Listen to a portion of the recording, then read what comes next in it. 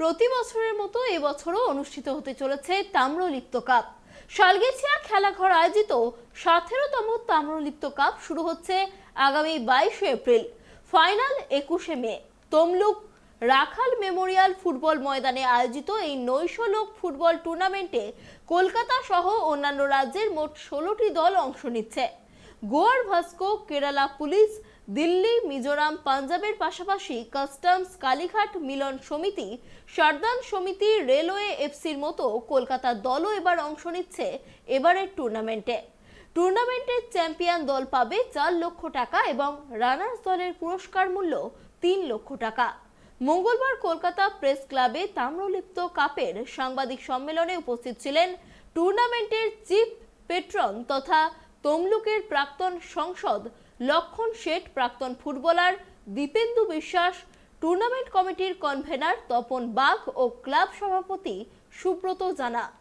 বাংলা থেকে নতুন ফুটবলার তুলে আনতে এই ধরনের প্রতিযোগিতা যথেষ্ট গুরুত্বপূর্ণ বলেই জানালেন লক্ষণ শেঠ ও দীপেন্দু বিশ্বাস। আমাদের দেশকে গৌরবান্বিত করা, যদি কোনোদিন কোনো তমলুক থেকে ভালো খেলোয়াড় আমরা বিশ্ব ফুটবল কাপে বা আমাদের আইএসএলের কাপে দিতে পারি, সেটাই আমাদের কাছে আনন্দ। বাংলার ফুটবল শুধুমাত্র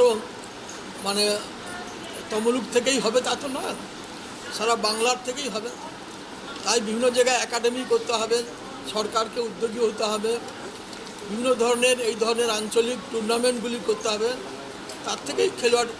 আর সবচেয়ে বড় কথা যেটা বললাম, আমাদের মেয়েদের পুষ্টিকর খাদ্যের ব্যবস্থা করতে হবে, কারণ মায়েরাই তো জন্মদাতা।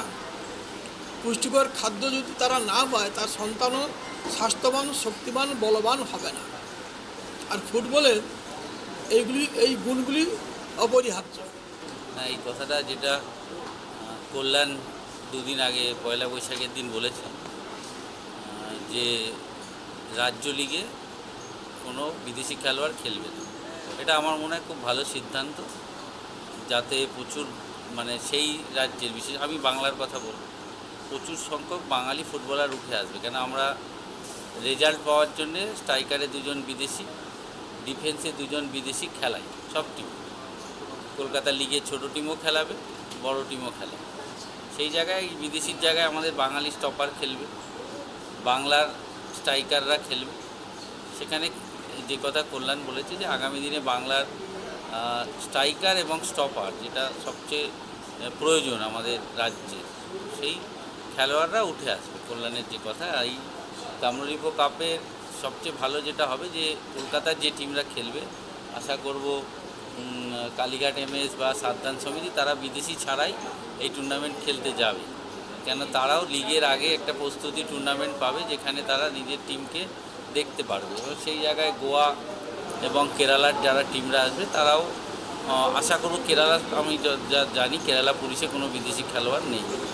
সেই জায়গায় ভারতীয় খেলোয়াড়রা আরও বেশি এক্সপোজ হবে, তাদের খেলা মানুষ দেখতে পাবে। সেখান থেকে এই টুর্নামেন্ট থেকে কিছু ভালো খেলোয়াড় উঠে আসতেই পারে আগামী দিনে বাংলার ফুটবলে। তারপর ওনাদের যে চিঠিতে দেখলাম আইএফএ সচিব এবং আইএফএ প্রেসিডেন্টের নাম আছে অজিত ব্যানার্জি এবং জয়দার। সেখানে জয়দীপদার আশা করছি ওনাদের টুর্নামেন্টে যাবেন, ফাইনালে সেমিফাইনালে একটা আইএফএর অনুমোদিত টুর্নামেন্ট। সেখানে ওনারা গেলে আগামী দিনে বাংলা টিমের যদি কোনো খেলোয়াড় ভালো খেলোয়াড় হয়, সে সুযোগ পাবে।